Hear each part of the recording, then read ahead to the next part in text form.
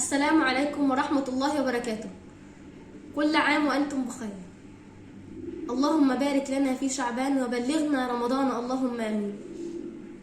اللهم تقبل منا دعاءنا. اللهم آتنا في الدنيا حسنة وفي الآخرة حسنة وقنا عذاب النار. اللهم تقبل منا صالح الأعمال. اللهم اشف مرضانا ومرضى المسلمين. اللهم ارحمنا إنك أنت بنا راحم، ولا تعذبنا إنك أنت بنا راحم، ولا تعذبنا إنك أنت علينا قادر.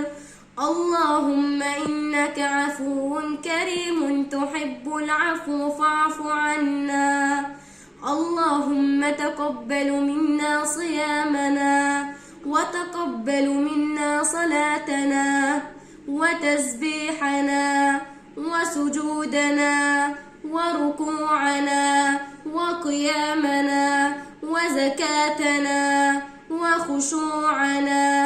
اللهم لا تدع لنا ذنبا إلا غفرته، ولا هما إلا فرجته، ولا دينا إلا قضيته، ولا مريدا إلا شفيته، ولا حاجة من حوائج الدنيا والآخرة إلا قضيتها لنا يا أرحم الراحمين.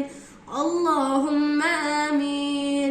وصلى الله وسلم على سيدنا محمد وعلى آله وصحبه أجمعين.